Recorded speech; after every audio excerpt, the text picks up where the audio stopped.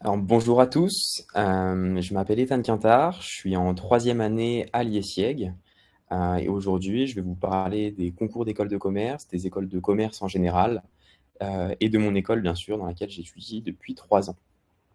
Alors premièrement, il faut savoir que en école de commerce, euh, il y a 3 façons en fait d'accéder à une école de commerce. La première façon d'accéder à une école de commerce, c'est de passer par une fac, donc par l'université, où on va effectuer une licence. Une licence, ça dure 3 ans et en fait, ensuite, à la suite de cette licence, vous allez faire ce qu'on appelle des admissions parallèles et vous irez ensuite en école de commerce pour 2 ans. Vous vous retrouvez donc avec un cursus qui dure 3 ans à l'université, et ensuite 2 ans, heu, en master du coup à l'école, ce qui vous fait un cursus total de 5 ans.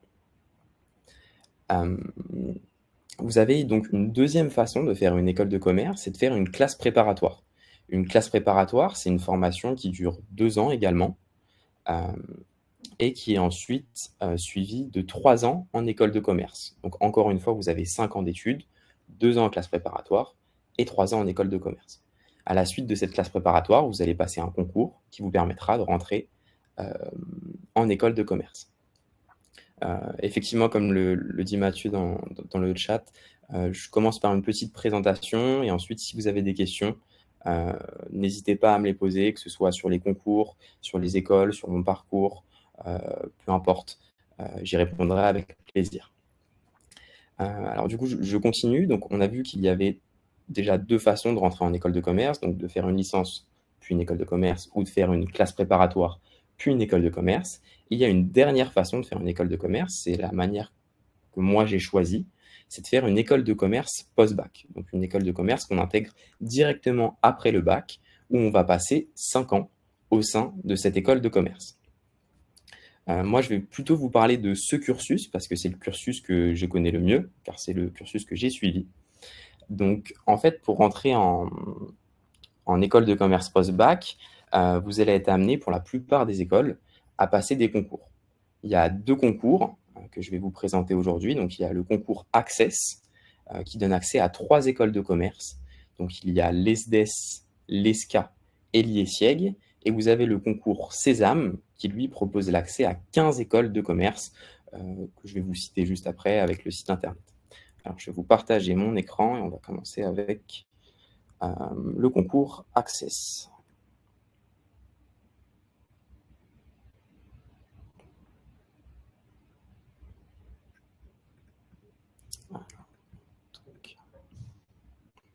Alors là, vous devriez me voir correctement. Alors, donc le concours Access a 2 types d'épreuves. La première épreuve du concours Access, c'est donc les épreuves écrites. Vous en avez 3. Donc vous avez l'épreuve de synthèse, l'épreuve de raisonnement logique et mathématique et l'épreuve d'anglais. Ces épreuves, elles ont lieu le 11 avril. Et donc pour l'épreuve de synthèse, vous allez devoir en fait faire une rédaction, de 350 mots à l'aide en fait d'un corps de documents que vous allez devoir synthétiser. Donc c'est de la rédaction. Concernant le QCM de raisonnement logique et mathématique, bah, donc comme le nom l'indique, c'est des QCM. Donc en fait, vous allez avoir des questions, 4 propositions, une vraie, 3 fausses. Il faudra trouver la bonne proposition, bah, donc parmi les 4. Ce QCM de logique et de mathématiques, il se divise en 3 parties, comme vous pouvez le lire juste ici. Vous avez du raisonnement logique. Donc là, on est vraiment sur de la logique. Il y a des suites, des problèmes tournés plutôt. C'est pas en fait des problèmes mathématiques. C'est des problèmes qui traitent de logique. Euh, Si on a du temps et si vous avez des questions à propos de ça, je pourrais vous montrer des exemples.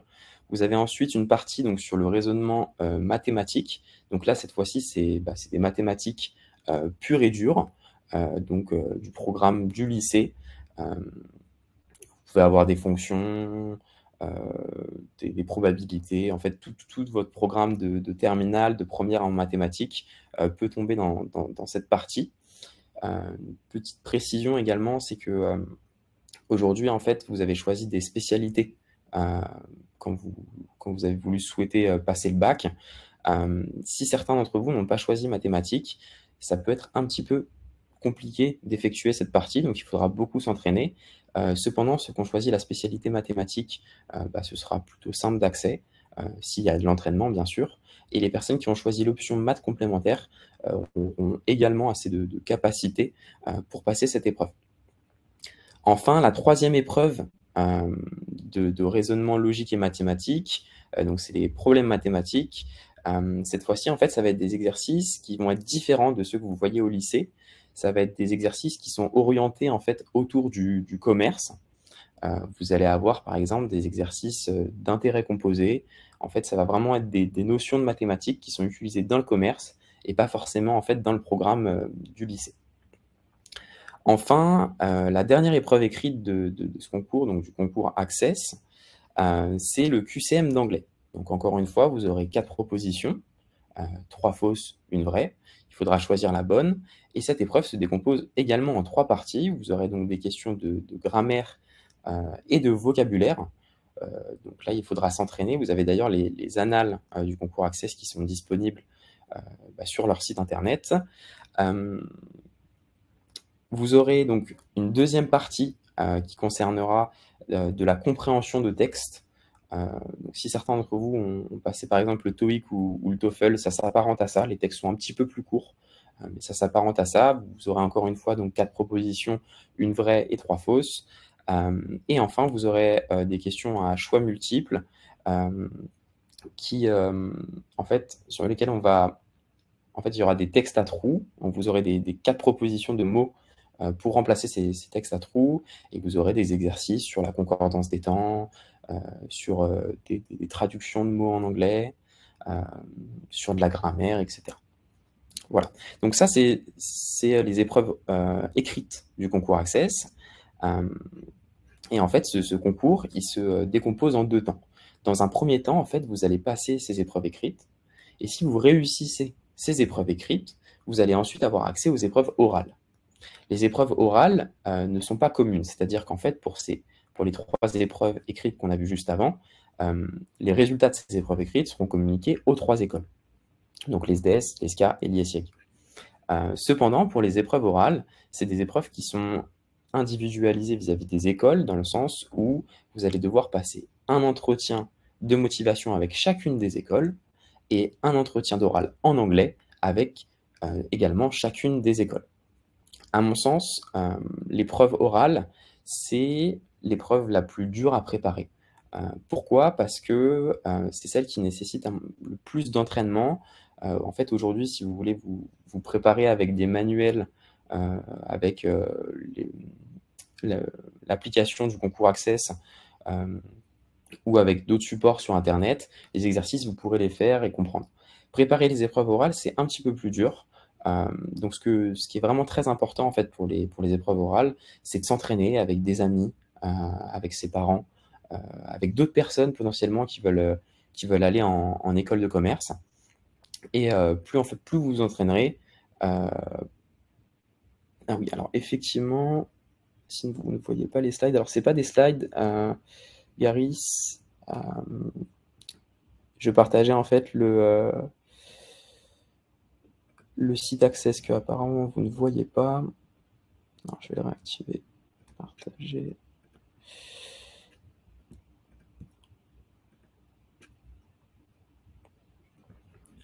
Voilà. Donc, juste ici, vous avez du coup les coefficients des différentes épreuves. Donc ici, vous retrouvez en fait les différents coefficients de chaque école. Donc en fait, chaque école a ses coefficients, bien sûr. Vous voyez par exemple que l'IESIEG et l'ESCA apportent plus d'importance aux mathématiques que l'ESDES, et que, par exemple, l'ESCA apporte un peu moins d'importance que les autres à la synthèse. En tout cas, ce qui est très important pour les entretiens de motivation, comme je le disais précédemment, c'est de réussir du coup les oraux. Pourquoi? Parce que vous voyez également, par exemple pour l'ESCA, que ça représente un coefficient de 10, donc de mémoire, ça représente 30% à peu près de la note finale. Donc c'est très important de réussir ces épreuves. Voilà. Est-ce que vous voyez plus correctement mon écran? Alors tout à l'heure, j'étais juste sur le site de Access. J'étais donc sur celui-ci où je vous montrais en fait le descriptif des épreuves. Voilà.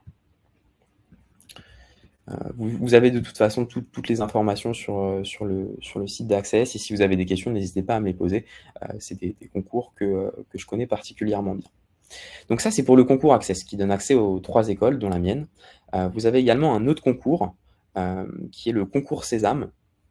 Donc le concours Sésame, c'est un concours qui donne accès à 15 écoles différentes, et qui lui également fonctionne sous le même principe, qui a des épreuves écrites et des épreuves orales qui sont également en 2 temps. Si on réussit les épreuves écrites, on est ensuite convoqué aux épreuves orales. Encore une fois, les épreuves écrites sont communes et les épreuves orales sont individualisées par école. Alors le concours Sésame a changé cette année. Vous avez de nouvelles modalités qui n'étaient pas présentes précédemment. Donc il se décompose en 3 séquences. Donc vous avez comprendre, dans laquelle en fait vous retrouverez des QCM. Alors il faut savoir que pour tout le concours Sésame, toutes les épreuves que vous allez passer, c'est des QCM. C'est des QCM qui ne sont pas à points négatifs, c'est-à-dire que vous aurez en fait 4 propositions, une vraie et 3 fausses comme pour le concours Access, mais cette fois-ci, si vous répondez mal à une question, ce n'est pas grave, vous n'avez pas de malus. Ce qu'il faut comprendre de tout ça, c'est qu'il faut bien sûr, lors du concours, toujours répondre aux questions, et quand on ne sait pas, choisir une réponse et passer à la suivante. Donc, dans la séquence comprendre, vous allez retrouver les enjeux contemporains. Donc les enjeux contemporains, c'est des questions d'actualité qui reposent sur les actualités en fait des 10 derniers mois avant le concours. Donc votre concours, il est courant avril, c'est-à-dire qu'il faut préparer en fait, commencer à suivre l'actualité dès juin. Si c'est pas fait, c'est pas grave. Vous pourrez trouver en fait sur Instagram par exemple, je pense notamment au contenu d'Hugo Décrypte, qui fait des résumés d'actualité chaque jour et chaque semaine, et ça vous permettra par exemple potentiellement de rattraper ce retard si vous n'avez pas encore commencé à suivre l'actualité. Ces questions portent sur différents thèmes. Vous avez des questions d'actualité sur du sport, sur de la politique, sur des faits divers, etc. Sur l'écologie également, beaucoup. Ensuite, vous avez une épreuve de mathématiques. Alors, cette année, l'épreuve de mathématiques a changé. Donc l'année dernière, on était sur une épreuve plutôt de logique. Cette année, on sera vraiment sur des mathématiques. Les notions demandées par le concours Sésame, contrairement au concours Access, en mathématiques, sont des notions qui concernent le programme commun. C'est-à-dire que vous n'aurez pas de questions qui concernent le programme de première ou de terminale. Vous n'avez pas forcément besoin, en fait, d'avoir suivi une spécialité mathématique en première et en terminale pour réussir ce concours. Vous allez avoir des questions de géométrie, des questions de mathématiques avec des puissances, avec des calculs, vous aurez des problèmes, des probabilités, etc. Mais c'est plutôt du niveau seconde. Voilà. Alors, enfin, dans la première séquence, excusez-moi, vous avez un dernier élément qui s'appelle les compétences digitales. C'est une nouvelle épreuve qui a été introduite cette année par le concours Sésame. Et en fait, ces épreuves, elles s'apparentent un petit peu à la certification PIX que vous avez passée ou que vous allez passer cette année. Donc en fait, on va vous demander de savoir utiliser un ordinateur, de connaître en fait plusieurs notions sur comment en fait utiliser un ordinateur efficacement, comment organiser ses fichiers, comment utiliser un ordinateur en polluant un minimum, comment être sûr qu'on est en sécurité sur Internet, etc. Ensuite, vous avez du coup une deuxième épreuve qui s'appelle communiquer, dans laquelle vous allez avoir 40 questions de français. Donc c'est des questions de grammaire, d'orthographe, vous allez aussi avoir beaucoup d'homonymes. Et vous avez quelques questions parmi ces 40 questions de français qui traitent de la culture française, de la littérature française, où on va vous poser des questions du type quel est l'auteur de ce livre, qui est le personnage principal de ce livre, etc. On vous donne sur le site du concours Sésame les siècles à préparer, en plus des notions de grammaire, etc. Ensuite, vous avez du coup une épreuve d'anglais Donc au même titre, en fait, que le concours Access, vous allez avoir des questions de grammaire, d'orthographe, d'expression anglaise, de concordance des temps, et cetera. Et enfin, de même pour la LV2, donc la langue que vous choisirez. Césame, en fait, vous propose de choisir une langue. Vous avez accès, il me semble, à 9 langues, donc l'espagnol, l'italien, l'hébreu, l'arabe, le russe, etc. Vous choisirez donc du coup la langue qui vous correspond le mieux, et vous aurez une épreuve donc, qui portera donc, sur de la grammaire, sur de l'orthographe, etc. Enfin, la dernière épreuve du concours Sésame, c'est l'épreuve analysée. Donc, c'est une analyse documentaire. Donc, au même titre en fait que le concours Access, vous allez avoir un corpus de documents que vous allez devoir analyser. Mais cette fois-ci, vous n'allez pas devoir faire une synthèse de ces documents. Cette fois-ci, en fait, vous allez avoir des QCM qui vont faire en fait la synthèse pour vous. Voilà. Vous allez avoir des questions de compréhension, des questions en fait juste de recherche, de voir si vous avez bien lu les documents, si vous les avez lus de la bonne manière. Et voilà. Ah oui, toutes ces épreuves, elles se passent, j'ai oublié de le préciser précédemment, toutes ces épreuves, elles se passent en ligne. Donc pour le concours Sésame, ce sera sur une plateforme qui s'appelle TestWe. C'est une plateforme qui a été spécialement conçue pour les concours. Et pour le concours Access, ça se passe sur une plateforme qui s'appelle Wiseflow, il me semble. Voilà. Donc vous aurez besoin d'un ordinateur et d'une pièce fermée. Des tests, de toute façon, vous seront disponibles avant le concours pour être sûr que vous avez bien installé le logiciel, qu'il fonctionne correctement sur votre ordinateur, etc. Voilà, donc ça, c'est ce qu'il en est pour les épreuves orales. Alors, les épreuves écrites. Du coup, maintenant, on va voir les épreuves orales.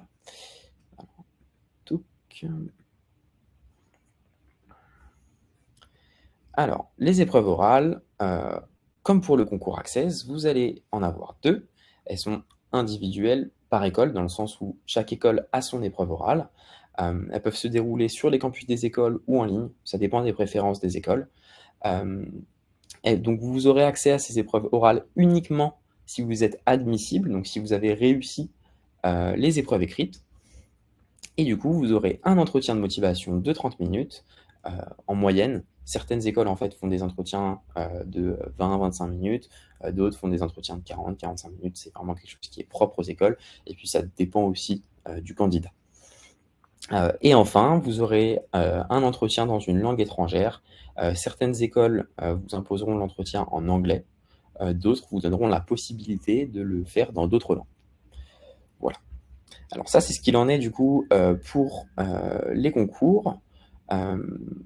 Maintenant, je vais vous parler du coup de mon école. Donc moi, je suis à Liessiègue, sur le campus de La Défense, donc à Paris. Liessiègue a 2 campus, donc un à Lille et un à Paris. En termes de cours, en fait, les programmes dispensés sont exactement les mêmes. On a même beaucoup de profs qui font les allers-retours entre ces 2 campus toutes les semaines, en fait, pour donner les cours à Lille ainsi qu'à Paris. Du coup, pour rentrer à l'école, pour rentrer à Liessiègue, vous avez plusieurs manières de le faire. Vous pouvez en fait soit faire un programme dans grande école comme moi, qui dure 5 ans, ou faire un bachelor. Alors le bachelor, malheureusement, je ne pourrais pas trop vous en parler aujourd'hui parce que je ne connais pas ce programme puisque je ne l'ai pas suivi, mais je vais pouvoir vous parler du programme grande école. Donc, quand on souhaite faire le programme grande école à Liessiègue, il y a plusieurs façons de le faire. Donc, vous pouvez faire des concours post-bac, donc le concours Access, qui vous permettra de rentrer à Liessiègue. Ou sinon, vous pouvez faire des admissions parallèles, une fois que vous aurez étudié 1 an ou 2 ans dans une fac, dans une école de commerce, ou dans une prépa, si vous changez d'avis. Ce sera également un concours ou un dossier à déposer pour intégrer Liessiègue si vous choisissez cette manière-là. Donc, le programme grande école de Liessiègue se décompose en 2 cycles. Vous avez un cycle bachelor, qui dure 3 ans du coup, qui va être assez généraliste, où en fait vous allez aller tâter toutes les matières, tous les domaines du commerce. Et ensuite, vous avez un cycle master, qui lui dure 2 ans, où vous allez vous spécialiser. Donc, dans ce cycle bachelor, Vous allez retrouver donc plusieurs cours, des cours d'introduction au marketing, des cours de finance, des cours de comptabilité, des cours de gestion des ressources humaines. En fait, vous allez découvrir toutes les facettes du commerce. Pourquoi est-ce que c'est important de découvrir toutes ces facettes du commerce? Pour deux raisons. La première, c'est que vous allez être amené à choisir une spécialité dans la suite de votre cursus. Donc, c'est important que vous commenciez à voir quelles sont en fait les différentes options que vous avez. Et puis en fait, la deuxième raison pour laquelle c'est très important en fait d'avoir un cursus généraliste au début, c'est qu'en fait, ça vous permettra, une fois que vous serez dans le monde de l'entreprise, d'avoir des notions de base, de pouvoir comprendre quand est-ce que quand vous travaillerez en fait avec les ressources humaines, par exemple, si vous travaillez dans la finance, comprendre pourquoi est-ce que les ressources humaines ont besoin de ça et de ci. Et en fait, vous serez amené dans tous les cas à avoir des interactions quand vous serez en entreprise. Et du coup, faire un cursus général, ça vous permet de connaître un minimum de choses, d'avoir le bagage nécessaire pour comprendre ce que font vos collègues. Voilà. Alors, quelque chose que j'apprécie beaucoup, moi, à l'IESIEG, et je me dois de vous en parler aujourd'hui, c'est le learning by doing. Donc, c'est leur méthode d'apprentissage. En fait, il faut savoir qu'à l'IESIEG, il y a beaucoup de projets de groupe qui visent à faire des simulations réelles de situations d'entreprise.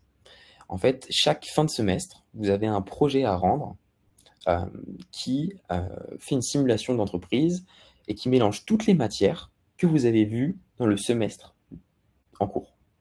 Donc, vous allez avoir, par exemple, un projet. Si vous avez eu des cours de finance, de marketing, sur des notions particulières, ces notions, en fait, vont devoir être réutilisées dans un projet en fin de semestre. Et en fait, ces projets, ils sont super parce qu'en fait, ça vous permet de voir des applications concrètes de ce que vous avez utilisé à l'école. D'autant plus que ces projets, pour la plupart, c'est pas le cas de la totalité, mais la majorité, sont des projets qui vont être utilisés. Dans le sens où des entreprises font appel à l'IESIEG, leur imposent une problématique aux étudiants, et les étudiants doivent se servir des cours qu'ils ont étudiés durant ce semestre pour répondre à cette problématique. Une fois que tous les groupes d'étudiants ont répondu, l'entreprise en fait analyse les réponses et peut parfois s'en servir réellement. Par exemple, cette année, l'année dernière du coup pour moi, parce qu'actuellement je suis en troisième année et cette année je suis en échange universitaire, donc j'ai pas encore eu de projet de semestre, mais l'année dernière, on a eu un projet à rendre pour Page, donc qui est un cabinet de recrutement. L'année d'avant, on a mis en place, à l'aide de nos cours bien sûr, des campagnes de sensibilisation avec l'UNICEF, etc. Donc c'est vraiment des projets concrets qui permettent d'avoir une application réelle de ce qu'on fait. Un deuxième point qui est très intéressant dans ce programme, ce sont les stages. À l'IESIEG, vous allez avoir beaucoup de stages, quasiment un tous les ans, et en fait ces stages sont progressifs. Donc la première année, vous allez avoir un stage d'1 mois minimum, la deuxième année un stage de 2 mois, la troisième année un stage de 4 mois, et après en fonction de votre spécialisation, vous aurez 1 ou 2 stages de 6 mois. Voilà. Du coup, ces stages, ils sont progressifs à la fois en longueur, mais à la fois en compétences, parce qu'en fait, on vous demande la première année de faire un stage plutôt ouvrier, la deuxième année un stage de vente, et la troisième année dans un domaine de spécialisation que vous allez potentiellement choisir du coup pour votre master. Voilà. Alors, je ne trouve pas le chiffre ici, mais un chiffre qui est également important de vous donner, c'est en fait l'internationalité de l'école. L'IESIEG est une école qui est très internationale. Vous avez 80% des professeurs qui sont internationaux, donc qui viennent de l'étranger et qui enseignent en français pour certains, en anglais pour d'autres. Vous aurez, il me semble, la possibilité, si c'est encore le cas, de choisir si vous souhaitez étudier en anglais ou en français à l'IESIEG. Dans tous les cas, à partir de la deuxième année, tous les étudiants étudient en anglais. En tout cas, c'était comme ça pour ma génération. On avait le choix en fait d'étudier en français la première année, puis de passer en anglais les 4 années suivantes, ou de faire directement les 5 années en anglais. Voilà. Alors oui, un dernier point dont il faut que je vous parle, ce sont les échanges universitaires. Alors, les échanges universitaires, ce sont en fait des échanges académiques, des partenariats académiques avec d'autres universités que possède une école de commerce. Toutes les écoles de commerce, aujourd'hui, proposent des échanges universitaires. Il y a en fait 2 façons de partir étudier à l'étranger. La première, c'est de partir dans un campus qui se situe à l'étranger. Alors l'IESIEG, par exemple, ne possède pas de campus à l'étranger, mais par exemple, je prends l'exemple du BBA de l'ESSEC. Au BBA de l'ESSEC, si vous le souhaitez, vous pourrez postuler pour partir étudier sur le campus de l'ESSEC, donc les locaux appartiennent à l'ESSEC, à Singapour, par exemple. Il me semble qu'ils ont également un campus à Rabat. Donc vous pouvez prendre en considération dans le choix de votre école les campus proposés par l'école. Et du coup, la deuxième façon de partir à l'étranger et d'étudier à l'étranger, c'est de faire un échange universitaire. Donc un échange universitaire, c'est une période pendant laquelle une personne d'une université étrangère va venir étudier en France et vous allez aller étudier à sa place dans son université. Moi, actuellement, je suis en échange universitaire à Jakarta, en Indonésie. Et en fait, pendant que je suis à l'université à Jakarta, un étudiant d'Indonésie de Jakarta est actuellement en train de suivre ses cours à l'IESEG. Donc vous pouvez retrouver sur le site de l'IESEG et de toute façon sur le site de toutes les écoles, tous les partenariats et tous les échanges universitaires proposés. À l'IESEG, il y en a environ 200 et après ce chiffre varie en fonction des écoles. Dans tous les cas, tous les continents sont couverts, la plupart des pays sont couverts. Donc si vous avez vraiment envie de partir étudier dans un endroit précis, si vous vous donnez les moyens de le faire, ce sera possible. Pourquoi est-ce que je dis si vous vous donnez les moyens de le faire? C'est parce qu'en fait, les écoles de commerce à l'étranger ou les universités à l'étranger sont attribuées en fonction d'un classement. Quand vous aurez intégré votre école de commerce, un classement va être dressé de tous les élèves au bout d'1 an, de 2 ans, ça dépend des écoles de commerce. Et en fonction de ce classement, en fait, les meilleurs élèves choisiront les universités qu'ils souhaitent. Et ensuite, un par un, en fait, tout le monde choisit une université et les places partent au fur et à mesure et il reste de moins en moins de places. Donc, ce qu'il faut retenir, et un conseil que moi j'aurais bien aimé savoir avant d'arriver à l'IESIEG, c'est que dès la première année, c'est pas parce qu'on a été accepté dans l'école qu'il faut arrêter de travailler. Au contraire, il faut vraiment se donner les moyens de réussir parce que, en fait, c'est vos notes qui vont déterminer vos échanges. Alors, j'en ai fini, je pense, pour ma présentation. Enfin, si, quoique, on peut parler rapidement des masters. Donc, vous avez 2 types de masters. Vous avez les masters en alternance. Donc, pour ceux qui ne connaissent pas le principe de l'alternance, en fait, quand on fait une alternance, c'est qu'on travaille en entreprise 6 mois et on travaille les 6 autres mois à l'école. Donc, en fait, on est vraiment alterné. Donc, ça dépend des écoles. Certaines écoles proposent en fait des formats d'alternance. Vous allez avoir par exemple 3 jours d'école, puis 2 jours d'entreprise, 3 jours d'école, puis 2 jours d'entreprise. D'autres écoles font une semaine. D'autres écoles font un mois. En fait, voilà, ça dépend des écoles. Mais du coup, le gros avantage de faire de l'alternance, c'est qu'en fait, l'alternance, l'entreprise avec laquelle vous êtes en alternance paye votre école et ça vous évite de débourser des frais pour les 2 dernières années de spécialisation. Et enfin, vous avez le programme master classique, donc qui lui n'est pas en alternance. Donc pendant que les autres étudiants sont en alternance, vous aurez un semestre de mémoire et vous aurez également un semestre de stage de 6 mois. Voilà. Donc maintenant, on va parler des spécialisations rapidement. Alors que vous retrouverez juste ici. Vous en avez 7.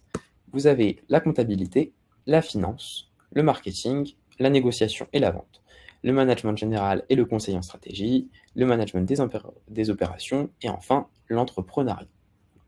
En plus de ces majeurs, quand vous serez en spécialisation à l'IESEG, vous serez amené à choisir des mineurs, donc c'est des matières que vous suivrez en plus, mais dont le nombre d'heures de cours sera un petit peu inférieur à celui de vos majeurs. Et vous avez du coup la liste juste ici. Voilà. Il est 11h30, on est à peu près à la moitié de la présentation. Est-ce que vous avez des questions? Surtout, n'hésitez pas.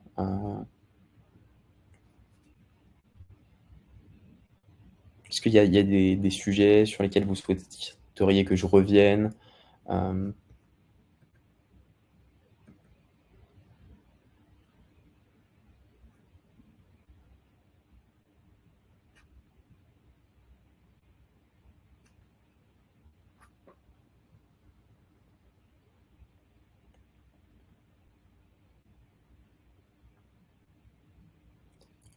Aucune question du coup? Vraiment n'hésitez pas, je suis là pour ça. Les concours, je les connais, plutôt bien. Hem, j'ai l'habitude d'être présent sur les salons étudiants et autres, que ce soit sur le cursus en fait, en général ou que ce soit sur mon école. Hem, je peux répondre à toutes vos questions.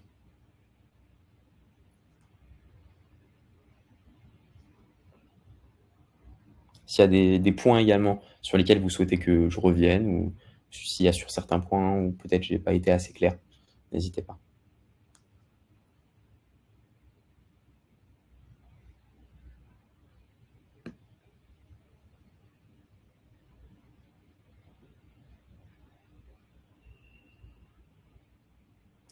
Alors, quelles sont les écoles qu'on peut, intégrer grâce au concours Sésame? Il y en a 15. Alors ce que je vous propose, c'est qu'on regarde tout de suite. Vous en avez une multitude. En fait, vous avez 15 écoles et au sein, de ces écoles, vous allez avoir différents programmes. Alors donc, au sein de voilà, donc vous avez la liste juste ici. Vous avez 2 types de formations, au concours Sésame, donc auxquels on vous donne accès. Vous avez les programmes en 4 ans, qu'on appellera généralement les BBA, et vous avez les programmes en 5 ans, qu'on appellera généralement les programmes grandes écoles. Du coup, vous retrouvez, du coup dans ce concours, Schema, le Excelia, Neoma, l'ESSEC, l'EM Lyon, heu, Neoma, Kedge, SCBS, et ensuite dans les programmes grandes écoles, vous allez retrouver Kedge, l'EBS, l'EDC, l'EMLV, l'EM Normandie, l'ESCE, l'ICD, l'IPAG, PSB, et Neoma. Il est important de différencier ces 2 programmes parce qu'en fait, ils durent pas, le même temps. Donc ici, vous serez sur un cursus de 4 ans, ce qui veut dire que vous aurez un master 1. Alors qu'ici, vous aurez un cursus de 5 ans qui lui vous donnera accès à un master 2. Si vous voulez, à la suite en fait de ces 4 ans d'études, prolonger, et faire un master 2, ce sera possible, mais ce sera pas forcément possible dans la même école. Pour vous donner un exemple, je sais qu'à l'ESSEC, donc au BBA de l'ESSEC qui est juste ici, on vous donne donc accès, avec le concours Sésame, à 4 ans d'études à l'ESSEC. Mais si vous souhaitez continuer à étudier à l'ESSEC pour 1 an en plus, donc pour avoir un master 2, hem, en fait, tout le monde n'est pas sélectionné.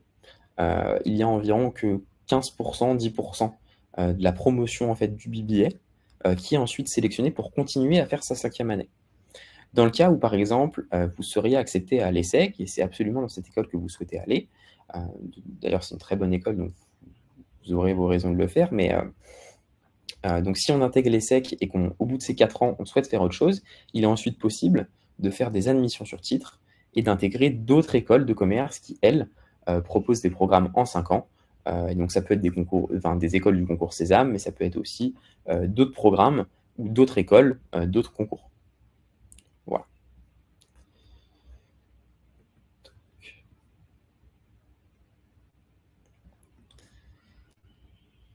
Est-ce que j'ai répondu correctement à votre question? Est-ce que vous avez d'autres questions?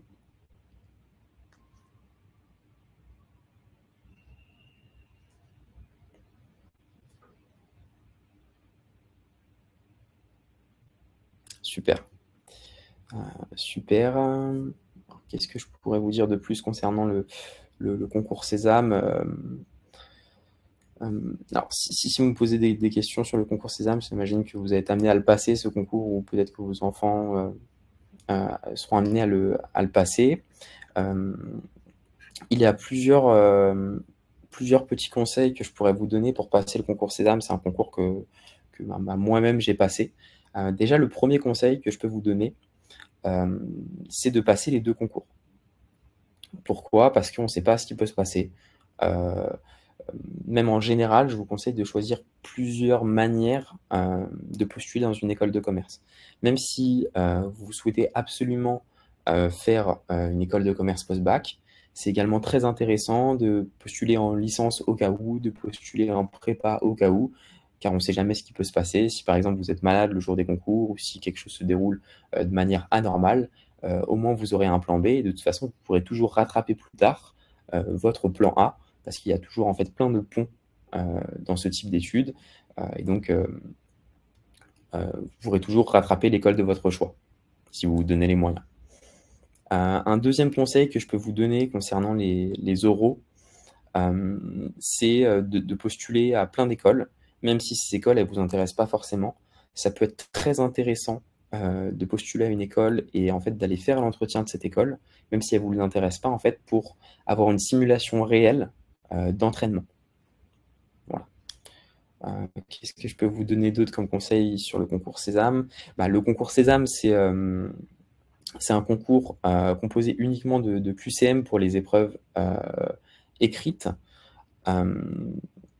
Et du coup, une technique qui marche plutôt bien au concours Sésame, c'est quand on hésite à une question et qu'on ne sait vraiment pas du tout répondre, il faut choisir en fait une réponse et répondre toujours la même à chaque fois que vous hésitez. Si par exemple, vous avez une première question où vous hésitez et vous êtes vraiment incapable de répondre, que vous ne pouvez pas passer plus de temps dessus parce que vous êtes contraint par le temps et vous voyez que vous n'arrivez pas à répondre, bah, si vous choisissez de répondre B par exemple, bah, à chaque fois que vous hésiterez, il faudra répondre B. Pourquoi? Parce qu'en fait, statistiquement, c'est-à-dire que vous aurez toutes les 4 questions où vous hésitez, eu au moins une bonne réponse. Alors, quels sont les spé conseillés? Tout dépend du concours. Pour le concours Access, dont j'ai parlé tout à l'heure, les spé conseillés sont sciences économiques et sociales et mathématiques. Pour intégrer l'école, à mon sens, c'est mieux si on a la spécialité mathématiques. La spécialité en sciences économiques et sociales est importante pour, comment dire, une fois qu'on sera dans l'école, il y a des notions qu'on va comprendre plus facilement, mais pour intégrer l'école, en soi, la spécialité sciences économiques et sociales n'est pas nécessaire. Cependant, la spécialité mathématiques, du coup, pour le concours accès, c'est plutôt importante. Si vous ne l'avez pas, ce n'est pas grave. Vous pourrez vous donner les moyens de réussir en vous entraînant. Et si vous avez maths complémentaires, également, vous pouvez réussir ce concours, il faut se donner les moyens. C'est sûr, par contre, que quelqu'un qui a choisi la spécialité mathématiques sera plus à l'aise. Voilà. Donc ça, c'est pour le concours Access. Pour le concours Sésame, c'est différent. À mon sens, il n'y a pas de spécialités qui sont plus nécessaires que d'autres pour le concours Sésame. Pourquoi? Parce que en fait, les notions de mathématiques qui sont demandées au concours Sésame sont des notions en fait, qui s'arrêtent au niveau du programme de seconde. Vous avez très peu, voire même pas du tout à vérifier de notions qui portent sur le programme de première ou de terminale. Et du coup, bah, la spécialisation mathématique, du moins pour le concours Sésame, n'est pas nécessaire. Voilà. Une bonne stratégie peut-être, ça peut être de prendre l'anglais en spécialité quand on veut faire une école de commerce. Les 2 spécialités en fait les plus choisies, de toute façon, vous avez les statistiques hein, sur le site du concours Sésame qui sont juste ici, qui montrent en fait quels sont en fait d'où viennent les élèves. Et vous voyez que ici en fait 75% des étudiants ont choisi la spécialité sciences économiques et sociales, 48% ont choisi la spécialité mathématiques. Donc en fait, ça veut quand même dire qu'il y a moins de la moitié des candidats de Sésame qui avaient besoin en fait de mathématiques. Voilà, donc vous avez du coup toutes les autres matières qui sont choisies par les étudiants qui passent le concours Sésame. À mon sens, le plus important, c'est les sciences économiques et sociales pour comprendre une fois qu'on sera dans l'école de commerce, et les mathématiques bah, pour passer les concours. L'anglais également peut être une bonne option parce que bah, vos cours, pour la plupart des écoles de commerce, seront plus tard en anglais, et également parce que vous avez toujours 2 épreuves d'anglais de vos concours, des épreuves orales d'anglais et des épreuves d'écrites d'anglais.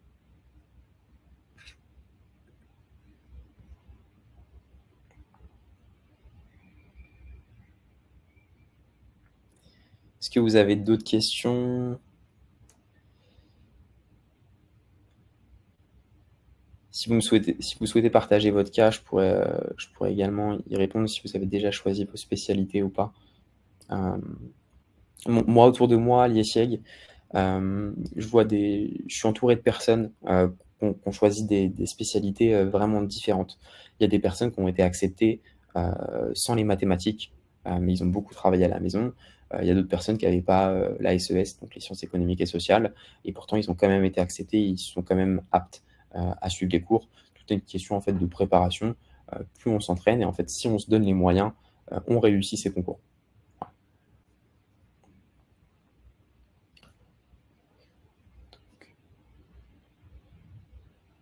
Est-ce que vous avez d'autres questions sur les concours, sur mon école? Euh, Si vous hésitez également entre certains cursus, si vous souhaitez qu'on parle peut-être de Parcoursup, si vous avez des questions, je serai également apte à répondre.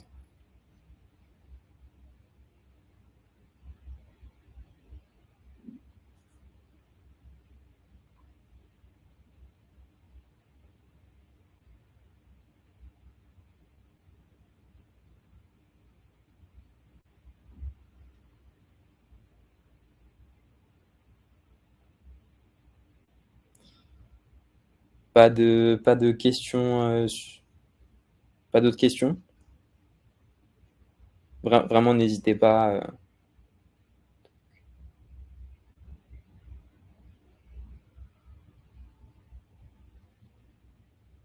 Bon, bah, si vous n'avez pas d'autres questions, j'en ai fini du coup pour ma présentation. Je vous remercie de m'avoir écouté et je vous souhaite une bonne journée. Au revoir.